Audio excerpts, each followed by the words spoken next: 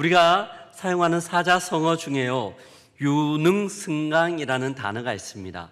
유능승강, 부드러운 것이 강한 것을 이긴다라는 의미입니다.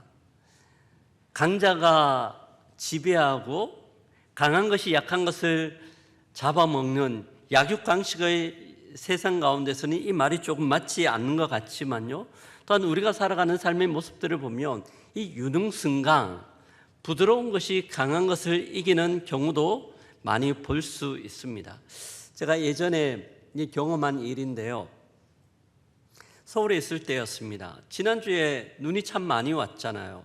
중부지방에는 특별히 많이 와서 연일 뉴스에 보면 건물이 무너져 내리기도 하고 가옥이 붕괴되기도 했다는 소식들이 우리 가운데 계속해서 들리고 있는데요, 그때도 서울에 눈이 참 많이 왔을 때였습니다.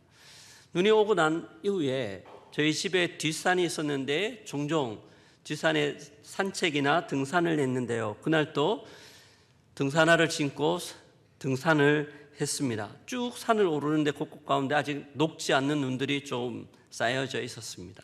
근데 가다가 보니까 예전에 갔을 때하고는 다른 모습들이 제 눈안에 펼쳐지고 있는 겁니다.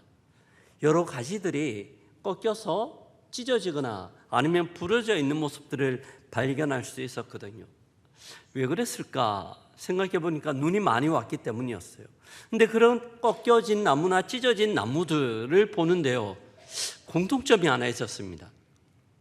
작은 나무들은 꺾여진 가지가 전혀 없는데요, 대부분의 그 꺾여진 나무나 부러진 가지들을 보면 큰 나무들이었습니다. 튼튼한 나무들이 대부분 그랬던 거죠. 왜 그럴까 혼자 등산하면서 생각해 보니, 눈이 오면 무거우면 그 무게에 못 이겨서 연약한 가지들은 그냥 한번 휘어지는 거예요. 그래서 쌓였던 눈들이 아래로 떨어지면서 전혀 꺾여지거나 부러지지 않는데요, 튼튼한 나무들은 그 눈들을 다 지탱하고 있다가 결국 그 눈 무게에 못 이겨서 가지가 꺾여지거나 부러지는 거였습니다.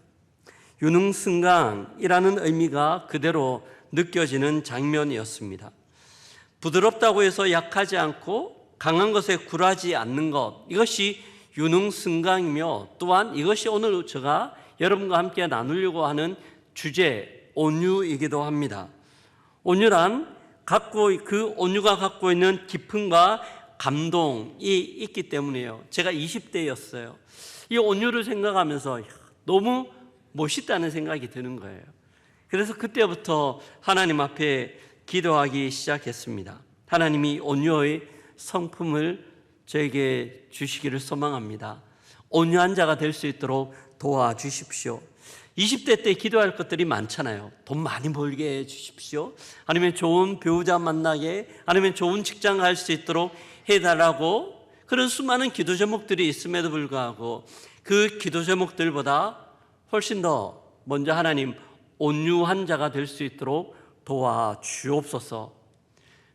마태복음에서 온유한 자가 땅을 유업으로 받는다라는 그 의미 때문에 기도한 것은 아니었지만, 온유라는 주제가 주는 깊은 울림이 저에게 있었기 때문에 기도했습니다. 그리고 지금까지 그 기도 제목들을 쉬지 않고 기도하고 있습니다. 하나님은 이 땅 가운데 이 온유로 우리를 초청하고 계십니다. 특별히 죄악이 득세하는 이 땅 가운데 하나님 나라의 백성으로 우리를 세우시고 신의 성품에 참여한 자가 되어 이 땅 가운데 하나님의 온유를 드러내는 자로 우리를 불러주신 줄 믿습니다. 그 온유를 통하여 상처받고 훼손된 이 땅을 치유하는 자로 우리를 세워주셨다는 거죠. 오늘 본문은 하나님께서 우리에게 말씀하시는 온유에 대하여 가르쳐주고 있습니다. 특별히 오늘 본문의 내용은요, 모세와 그의 형과 누나 사이에 이루어진 일들을 배경으로 하고 있습니다. 우리가 읽었던 본문이 12장인데 한 장 더 건너 13장에 넘어가면 가데스 바네아에서 모세가 12명의 대표를 뽑아 40일 동안 가나안 땅 정탐하는 장면이 나옵니다. 그 일들이 출애굽하여 약 2년 사이에 2년 지나서 이루어진 일이기 때문에 지금 오늘 우리가 읽었던 본문은요, 대략해서 약 출애굽한 지 한 1년과 2년 사이에 이루어진 일이라고 볼 수 있겠습니다. 이 시기는 굉장히 중요해요. 이 시기는요, 모세가 시내산에 올라 하나님의 율법을 이미 받았던 시기이고요. 그래서 이 율법을 통하여 하나님의 백성, 이스라엘 민족들이 정체성을 유지한 채 하나님의 백성으로 거듭나고 세워지는 과정이기 때문입니다. 근데 이 과정 가운데 하나의 트러블이 생깁니다. 민족의 지도자인 모세가 왜 그렇게 했는지는 모르겠지만 백성들한테 모범이 되어야 됨에도 불구하고 좀 그렇지 못한 모습들을 보였어요. 그가 후처를 드리는데 구스 여인을 아내로 맞이하였습니다. 구스 여인은요, 지금은 구스라는 나라는 지금은 에티오피아예요. 에티오피아 여인, 구스 여인을 이방 여인을 아내로 맞이하였다는 거죠. 본이 되지 못하고 덕이 되지 못한 모습이었습니다. 이 모습을 옆에 보고 있던 형 아론과 누나 미디암이 모세를 향하여 비판을 가하기 시작합니다. 충분히 할 수 있는 내용이죠. 모세가 했던 모습들을 보면 그가 빌미를 제공했기 때문입니다. 그리고 이 모세는 형과 누나의 비난에 대하여 이 문제를 풀어갑니다. 이 풀어가는 과정 가운데서 성경은 모세를 온유한 자라고 평가하고 있습니다. 무엇보다 지면에서 온유함이 가장 많은 사람이라고 모세를 평가합니다. 왜 성경은 모세를 향하여 온유하다고 이야기할까요? 이 온유한 모세는 문제의 상황 가운데 어떻게 이 문제를 풀어갈까요?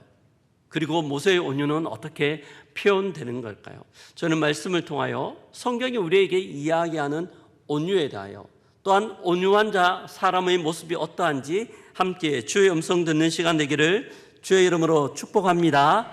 아멘. 먼저 저는 본문을 통해 살펴보고 싶은 것은요, 온유가 무엇인가 하는 주제입니다. 온유가 뭘까요? 사랑하는 성도 여러분, 온유가 무엇일까요? 우리 교회에 온유라는 이름을 가지고 있는 아이가 있는데요, 그 아이의 이름이 온유 맞습니다. 근데 온유가 뭘까요? 성경이 이야기하는 온유는 무엇일까요? 오늘 본문에 보면요, 아론과 미리암의 비방은 얼핏 들으면 충분히 동의가 되고 이해가 갑니다. 모세가 실수한 부분이라고 생각하기 때문이죠. 하지만 아론과 미리암의 이야기를 계속 듣다가 보면 그들의 비방이 비난이 되고 선을 넘는 것들을 보게 됩니다. 2절의 말씀인데요, 같이 한번 읽어보도록 하겠습니다. 그들이 이르되 여호와께서 모세와만 말씀하셨느냐 우리와도 말씀하지 아니하셨느냐 하며. 아멘. 모세가 구스 여인과 결혼한 문제에 대하여 이야기하는 것까지는 괜찮지만 지금 미리암과 또한 아론이 이야기하는 것은 그들의 선을 조금 넘고 있습니다. 이들의 말의 의미가 무엇일까요? 모세 너만 하나님하고 대화했냐?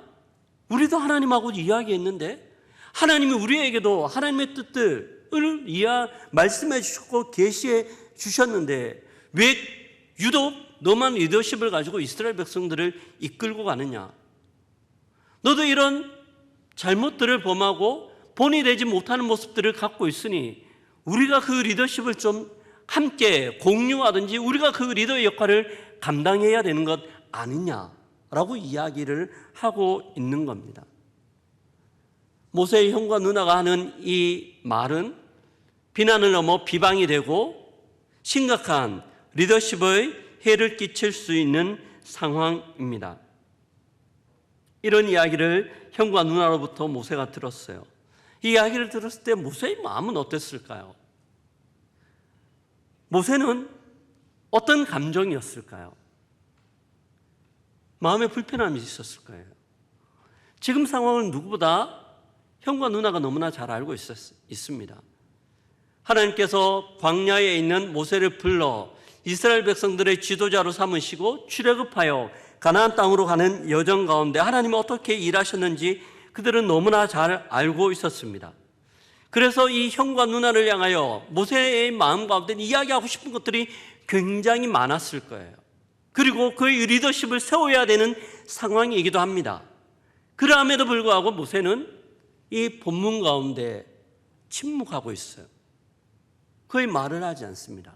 대신 성경이 모세를 대신하여 말씀하고 있는데요, 그 본문이 우리가 읽었던 본문 3절입니다. 같이 한번 읽어보도록 하겠습니다. 이 사람 모세는 온유함이 지면의 모든 사람보다 더 하더라. 아멘. 모세가 해야 되는 이야기를 기록하지 않고요, 모세는 말을 하지 않고 대신 성경이 모세의 온유함에 대하여 이야기를 하고 있습니다. 왜 성경이 이런 말씀을 하는 걸까요? 이 말씀은요, 모세가 말하지 않는 것이 모세의 대답임을 우리에게 이야기해 주고 있고, 그것이 곧 모세의 온유의 측면이라고 이야기합니다. 모세는 그가 충분히 자기의 말을 할 수 있고 자기의 리더십을 세울 수 있으며 형과 누나를 향하여 어떤 책망을 할 수도 있음에도 불구하고 그것을 하지 않아요. 이것이 온유의 한 측면이라고 볼 수 있습니다. 온유라는 것은요, 할 말이 없는 것이 아니라 할 말이 있지만 그것을 안 하는 겁니다. 하고 싶은 말이 있다고 해서 다 하고 난 다음에 나는 뒤끝 없는 사람이야 라고 이야기하지 않고 그가 할 말을 절제하고 그가 하고 싶은 말들을 아끼는 것이 온유라고 이야기하는 거죠. 그래서 온유는 무기력이 아니에요. 온유는 한마디로 절제된 힘이라 할 수 있습니다. 이것이 온유입니다.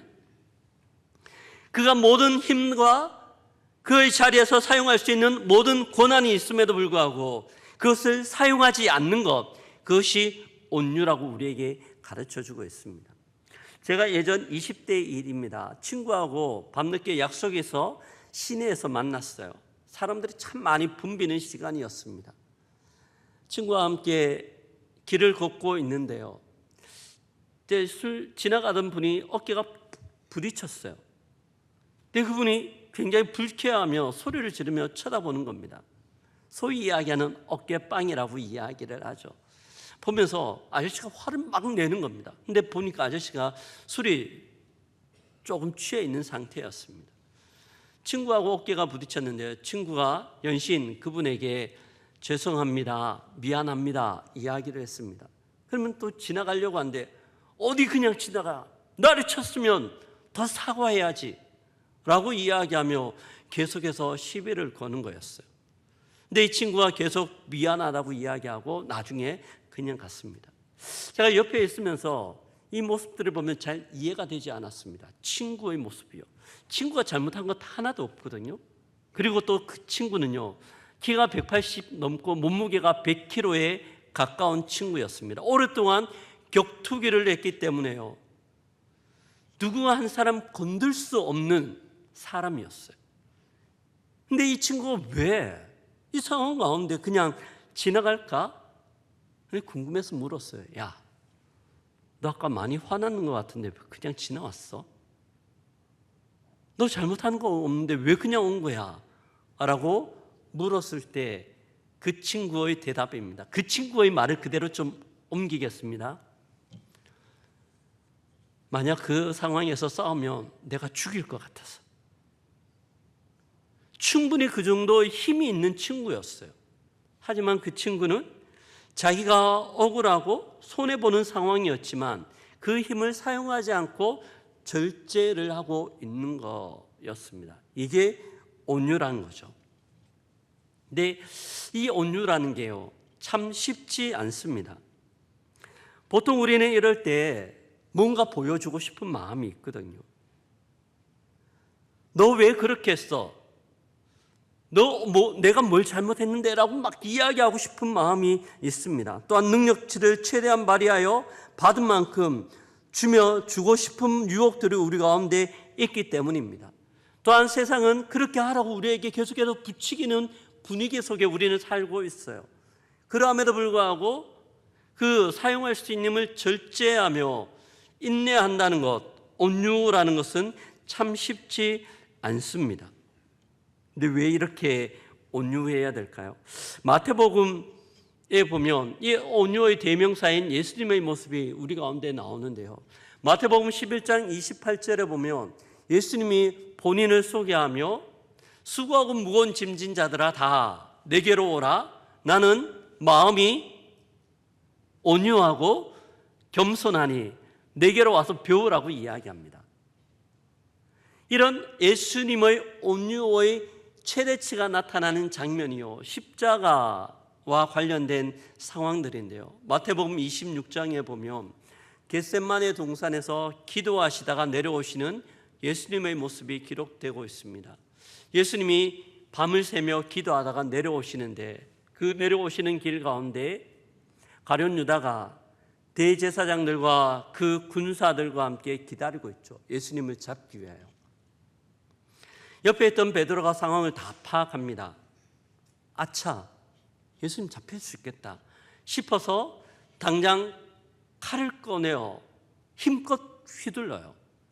근데 그때 옆에 있던 대제사장의 종, 그 말고라는 사람의 귀가 떨어져 나갑니다.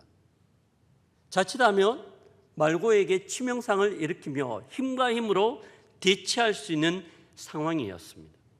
이때 예수님께서 하셨던 말씀이 마태복음 26장 53절이에요. 같이 한번 읽어보겠습니다. 너는 내가 내 아버지께 구하여 지금 12영 더 되는 천사를 보내시게 할 수 없는 줄로 아느냐. 베드로, 내가 지금 명하면 수많은 천사가 와서 모든 것들을 정리할 수 없다고 생각해? 나 충분히 그렇게 할 수 있어. 하지만 칼집에 칼을 꽂아 라고 이야기를 합니다. 예수님의 온유의 모습이셨습니다. 예수님은 충분히 능력 있으셨음에도 불구하고 또한 모세는 충분히 능력과 힘이 있었음에도 불구하고 그 힘과 능력을 사용하지 않습니다. 왜 그랬을까요? 하나님의 뜻을 이루기 위해서입니다. 그 힘을 사용하지 않고 인내함으로 하나님의 뜻이 그곳 가운데 이루어질 수 있도록 하기 위함이었겠죠. 만약 모세가 이 상황 가운데 형과 아론을 향하여 그의 리더의 권위를 사용하여 책망하였다면, 또한 징계하였다면 어떻게 되었을까요? 아마 리더십 가운데 심각한 분열이 일어났고 두 사람 중에 한 사람은 아마 마음이 상했을 거며 리더십의 균열로 인하여 백성들은 불안에 떨어야 했을 겁니다. 하지만 모세의 온유로 인하여 그 리더십은 그대로 유지되는 것들을 봅니다. 하나님의 뜻이 그곳 가운데 이루어지는 거죠. 예전에 책을 한 권 읽었습니다. 김영봉 목사님이 지은 바늘길을 통과한 부자라는 책이었습니다. 책을 읽으면서요, 목회를 하고 있던 중에 읽었는데요, 굉장히 마음에 도전이 되고 평생 목회를 하면서 잊지 않아야 되겠다라는 생각이 든 부분이 있습니다. 제가 한번 읽어드릴게요. 교회가 성장하는 것은 반길 일이지만 힘의 논리에 속지 않도록 늘 경계해야 한다. 돈의 힘, 권력의 힘, 사람의 힘을 믿음으로써 하나님을 믿지 않게 될까 경계해야 한다. 교회 지도자들은 교회가 성장할수록 하나님의 일을 인간적인 힘으로 하지 않도록 경계하고 근신해야 한다. 큰 교회의 목회자는 신앙적으로 한순간의 긴장도 풀어서는 안 된다. 돈을 사용하지만 돈의 힘에 의존하지 않는 것, 권력이 있지만 그것으로 일을 이루지 않는 것, 그것을 경계해야 한다. 하나님의 종의 품위를 지키되 지나치게 대접받지 않으려는 마음을 갖는 것, 이것을 알아야 목회하면서도 타락하지 않을 수 있다. 저는 아직 고영교회 담임 목회한 지 만 1년이 조금 더 지났습니다. 이것을 걱정할 정도는 아직 아니에요. 하지만 저도 목회를 하면서 시간이 지나면 이 목회, 리더십에 익숙해지고 제가 갖고 있는 권력이라고도 할 수 없어요. 섬기는 자리니까. 하지만 어느 정도 익숙해지며 이렇게 되지 않을까라는 두려움 가지고 기도하고 있습니다. 여러분도 저를 위하여 기도해 주시면 감사하겠습니다. 근데 이 기도 제목이 저만을 위한 기도 제목일까요? 그렇지 않죠. 우리는 그 자리에 익숙해지며 처음에는 겸손하게 시작했지만 시간이 가면서 익숙해지고 어느새 그곳에 있는 힘을 사용할 수 있는 연차가 되고 자리가 되었을 때 그것을 은연중에 자연스럽게 사용하는 것들을 봅니다. 이때 우리에게 필요한 것이 온유예요. 사용할 수 있지만 사용하지 않고 절제하는 힘인 거죠. 이런 은혜가 우리에게 있기를 주의 이름으로 축복합니다. 아멘. 이런 의미에서요, 저는 모세가 너무 부럽습니다. 너무 부럽습니다. 어떻게 모세는 이렇게 할 수 있었을까? 이게 두 번째 제가 여러분과 함께 나누고 싶은 내용이에요. 어떻게 모세는 온유할 수 있었을까요? 우리 또한 고민하는 부분 아닌가요? 이 부분이 참 어렵기 때문입니다. 모세는 경험을 통해 하나님이 누구인지 너무나 잘 알고 있었습니다. 그리고 그 하나님에 대한 이해 때문에 그는 그의 힘을 절제하고 온유할 수 있었던 것 같아요. 모세는 아론과 미디암의 비난에 침묵합니다. 그의 형이고 누나가 자신을 향해 비난하고 리더십에 도전하고 있는 상황 가운데 잠잠해요. 쉬웠을까요? 이게 쉬웠을까요? 전혀 그렇지 않았다고 생각합니다. 그의 외적 표현은 온유한 것 같지만 아마 그의 내면 가운데는 치열한 내적 싸움이 일어나지 않을까요? 어떻게 반응해야 될까? 분노도 있고 분함도 있고 억울함도 있고 그 가운데 어떻게 해야 될까라는 하나님의 뜻 가운데서 참 많이 고민했을 겁니다. 그리고 선택한 것이 온유였어요. 그런데 이 상황 가운데 그는 온유를 택하여 침묵하지만 대신 하나님께서 말씀하기 시작합니다. 오늘 우리가 읽었던 본문 6절부터 8절까지인데요. 같이 한번 읽어보도록 하겠습니다. 너희 중에 선지자가 있으면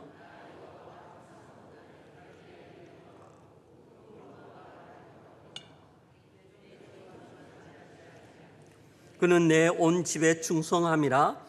그와는 내가 대면하여 명백히 말하고 은밀한 말로 하지 아니하며 그는 또 하나님의 영상을 보고는 너희가 어찌하여 내 종 모세 비방하기를 두려워 아니하느냐. 아멘. 이 장면을 보면요, 모세는 침묵하지만 이 침묵할 때 하나님께서 직접 나타나 이 문제를 해결해 가십니다. 아론과 미리암을 회막 문 앞에 세우시고요, 그들에게 이들은 직접 하나님의 음성을 한 번도 들어본 적이 없었어요. 근데 직접 하나님의 음성을 들으시며 그 음성을 통하여 모세의 리더십을 세우는 장면을 봅니다. 그리고 미디암의 몸에 나병이 나죠. 온몸이 흰 눈처럼 휘어지는 나병이 걸립니다. 아론이요, 모세한테 간청을 합니다. 하나님 앞에 기도하여 저 병을 낫게 해달라고. 그리고 이 미디암이 진중 밖에서 일주일을 기다리는 시간 동안 이스라엘 백성들은 이동을 하지 않아요. 아마 이스라엘 백성들은 이야기했을 거예요. 왜 우리 이동하지 않지? 왜 가지 않는 거야? 그럴 때 말했겠죠. 미디암하고 아론이 모세한테 대적하다가 하나님께서 미디암을 치셨대. 이를 통하여 모세의 리더십은요, 이 이스라엘 백성 가운데 세워지는 거죠. 한번 생각해 보았습니다. 모세가 만약 이 문제를 직접 풀려고 했으면 어땠을까요? 모세가 이 문제를 직접 풀려고 했으면 어땠을까요? 제가 조금 전에도 이야기했듯이 공동체의 리더십은 파괴가 되고요, 억울해졌을 거예요. 또한 모세의 리더십은 지금처럼 서지 않았을 겁니다. 모세는 알고 있었어요. 그의 경험을 통하여 하나님이 그를 어떻게 사용하시고 어떻게 움직이시는지요. 그 당시에 가장 강력한 권력을 갖고 있는 애굽 왕 바로 앞에서 하나님 그의 손에 쥐어진 지팡이를 통하여 수많은 이적들을 행하시고, 또한 그 지팡이를 통하여 홍해를 가르게 하셨고, 또한 그 지팡이를 통하여 반석에서 물을 내게 하신 것이 하나님이신 줄 믿습니다. 모세는 그의 경험을 통하여 이걸 다 경험했던 거죠.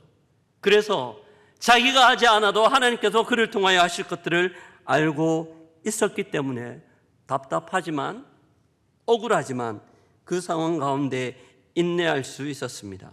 또한 모세가 이 문제를 직접적으로 풀지 않았던 이유가 있었어요.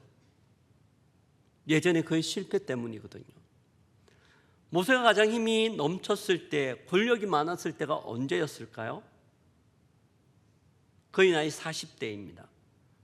바로의 궁에 있을 때였죠. 공주의 아들이었어요. 할 수 있는 모든 것들을 할 수 있는 상황이었습니다. 그때 그는 민족을 돌볼 마음이 생겼어요. 그래서 민족들을 찾아갑니다. 출애굽기 2장 11절과 12절인데요. 같이 한번 읽어봅니다. 모세가 장성한 후에 그들이 고대견 노동하는 것을 보더니 어떤 애굽 사람이 히브리 한 형제 치는 것을 본지라 좌를 살펴 사람이 없음을 보고 그 애굽 사람을 쳐 죽여 모래 속에 감추니라. 그의 살인은 극히 의도적입니다. 그의 계획하에 이루어진 거예요. 자기는 생각했겠죠. 자기 민족을 위한 일이라고. 또한 그에게 힘이 있었죠. 쳐 죽일 수 있는. 그래서 그렇게 했어요. 그리고 하루가 지납니다.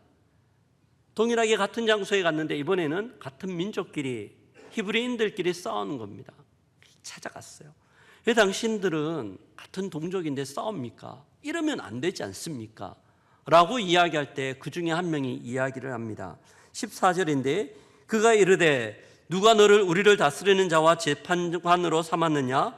내가 애굽 사람을 죽인 것처럼 나도 죽이려느냐? 모세가 두려워하여 이르되 일이 탈로 되었도다. 이 일이 탈로 난 거죠. 그리고 모세는 이 일 때문에 바로 왕에게 죽지 않으려고 미디안 광야로 도망합니다. 그리고 그 미디안 광야에서 40년 동안 양을 치며 시간을 보내죠.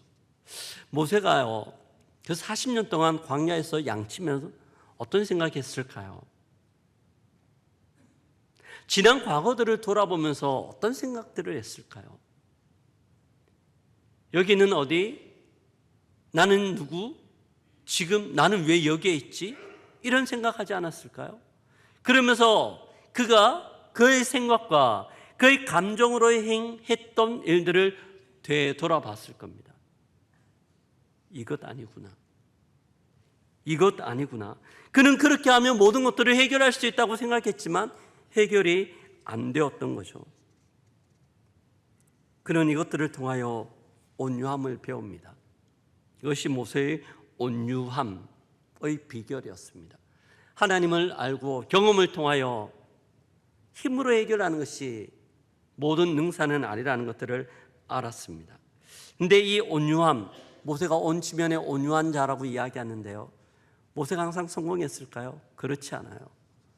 모세가요, 이스라엘 민족 물을 달라고 이야기할 때 분이 나서 지팡이로 바위를 2번이나 치잖아요. 그가 가나안 땅에 들어가지 못했던 이유입니다. 온유라는 것은 한꺼번에 이루어지는, 한 번에 이루어지는 건 아닌 것 같아요. 데이비드 하바드라는 사람이 온유에 대해서 이렇게 정의하는데요. 같이 함께 읽어보겠습니다. 우리 자신을 꾸준히 우리를 헤아리실 분의 뜻에 맞추는 것이다. 이게 온유예요.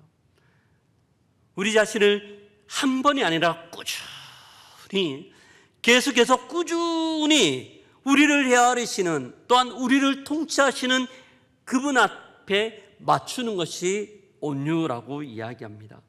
온유의 헬라어 단어는요, 프라우스라는 단어인데요, 이 프라우스라는 단어의 어원은 그래요. 야생마가 있잖아요. 들판에 있는 말을 잡아다가 조련사가 조련하는 과정이라고 이야기합니다. 야생마는 난폭해요. 뒷발로 차기도 하고요, 입으로 물어 뜯기도 합니다. 그런데 이 조련사에 의하여 말들이 이 야생마가 조금씩 훈련됩니다. 그리고 조금씩 훈련되어 그 난폭성이 사라지고 그 포악함이 사라지고요, 나중에는 어린 꼬마가 앉아 타도 순순히 그 꼬마의 말에 따라 걸음걸이를 하며 또한 말을 달리는 것이 이 말의 온유함, 이것이 프라우스이고요, 이것이 온유라는 겁니다. 온유는요, 훈련을 통해서 우리에게 길러지는 거죠. 하나님 앞에서의 훈련입니다. 하나님 앞에서 날마다 훈련되어 이 온유를 함께 누릴 수 있는 우리 모두가 되기를 주의 이름으로 축복합니다. 아멘. 근데 마지막으로 한 번 더 살펴보고 싶은 것은 온유가 참 중요한데 이 온유의 성품이 있어서 또 중요한 게 또 하나 있습니다. 네, 지혜입니다. 온유를 사용하는 지혜입니다. 우리가 살피고 있는 온유의 성품은 그리스도인이 지녀야 할 가장 중요한 성품 중 하나입니다. 그러나 주의해야 하는 것은요, 잘못 학습된 온유는 자칫 우리로 하여금 비겁함을 조장할 수 있기 때문입니다. 가령 정의롭지 못한 독재자의 칼이 무서워 그의 뜻을, 그릇됨을 지적하지 못하고 그냥 용인한다든지, 아니면 무슨 일의 결정권을 지닌 자의 위력자를 의식한 나머지 옳고 그름에 대하여 바르게 반응하지 못할 때 우리는 비겁할 수 있기 때문입니다. 네, 어떻게 온유와 비겁함을 구분할 수 있을까요? 이게 굉장히 중요하거든요. 오늘 본문에 보면 모세는 참 온유하지만 본문의 성경 또 다른 데 보면 모세의 전혀 다른 모습들을 발견할 수 있습니다. 출애굽기 32장 19절인데요. 같이 한번 읽어보겠습니다. 진에 가까이 이르러 그 송아지와 그 춤추는 것을 보고 크게 노하여 손에서 그 돌판들을 산 아래로 던져 깨트리니라. 모세가 20절입니다.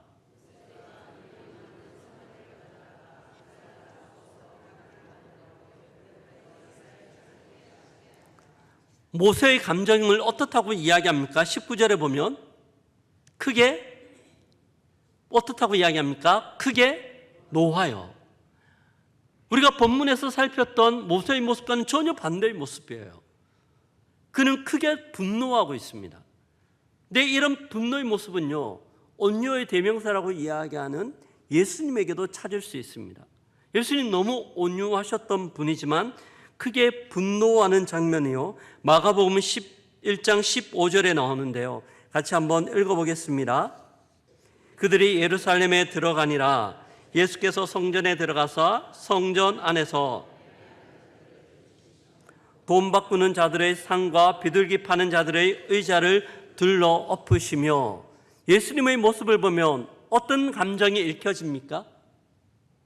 어때요? 예수님의 감정이 굉장히 화가 나셨어요. 굉장히 분노하시죠. 온유의 대명사라고 하셨던 그 예수님이 이렇게 분노하신 적이 없는데 너무 분노하십니다. 어떤 차이가 있을까요? 우리가 앞에서 살폈던 예수님의 모습과 모세의 모습들, 온유할 때의 모습과 분노했을 때의 모습의 공통점이 있어요. 온유했을 때의 모습은요, 모세 같은 경우에는 모세의 자존심이나 또한 모세의 명성이 걸려져 있는 문제 앞에서는 모세는 온유합니다. 하지만 하나님의 영광과 하나님의 위엄이 깨트려지는 상황 가운데서는 분노하고 있어요. 예수님 또한 마찬가지입니다.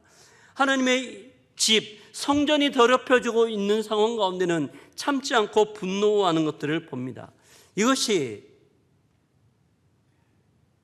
온유와 비겁함의 구분점이고 지혜입니다.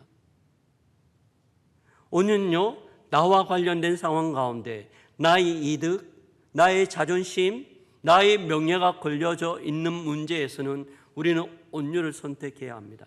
하지만 하나님의 영광, 하나님의 뜻이 또한 하나님의 위엄이 걸려져 있는 문제에 있어서는 우리는 우리의 의견들과 우리의 마음들을 나타내야 하는 것이죠.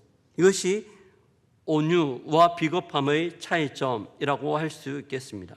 근데 또 한 가지 우리가 주의해야 되는 것은요, 하나님의 영광을 위해 분노했다가 시간이 지나면서 계속해서 우리의 모습이 바뀌어질 때가 있어요.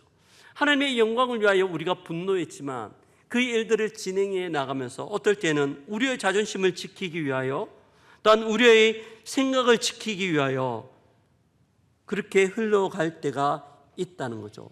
나중에 되면요, 온유는 남지 않고 오히려 우리의 욕심만 남게 되는 모습들을 종종 볼 때가 있습니다. 하지만 나의 문제 앞에서 온유할 때 어떻게 될까요? 나의 문제 앞에서 온유할 때 우리는 지는 것 같지만 우리 주님은 그렇지 않다는 것들을 보여주십니다. 우리 주님은요, 하늘에서 누릴 마땅한 권세도 포기하고 이 땅 가운데 하나님의 이름으로 행사할 수 있는 모든 것들을 포기하셨고 죽으셨습니다. 하지만 하나님께서 그 주님을 지극히 높여 모든 이름 위에 뛰어난 이름이 되게 하신 줄 믿습니다. 하늘과 땅 가운데 있는 모든 것들이 예수의 이름 앞에 무릎 꿇게 하신 거죠. 그리고 온유한 자가 누리는 땅, 하나님 나라를 다스리는 왕이 되셨고 권세자가 되셨습니다. 사랑하는 성도 여러분, 말씀을 마무리합니다. 여러분에게 온유란 어떤 의미인가요? 우리에게 온유는 어떤 의미입니까? 예수님께서 모세가 보여주는 온유는요, 하나님의 영광에 반응하는 것이지만 우리는 어쩌면 우리의 이득과 우리의 자존심 가운데 먼저 반응하려고 하지 않습니까? 그리고 하나님의 영광이 걸려져 있는 문제 앞에서는 어떨 때는 비겁을 택할 때도 있지 않습니까? 모세는 우리에게 정확하게 이야기합니다. 온유가 무엇인지. 함께 말씀을 마태복음 5장 5절 말씀을 읽고 설교를 마무리하겠습니다. 함께 읽습니다. 온유한 자는 복이 있나니 저희가 땅을 기업으로 받을 것이며 하나님께서 허락하신 하나님 나라의 영토를 기업으로 소유하는 우리 모두가 되기를 주의 이름으로 축복합니다. 아멘. 옆에 분들하고 그렇게 고백할까요? 온유의 소유자가 되기를 소망합니다.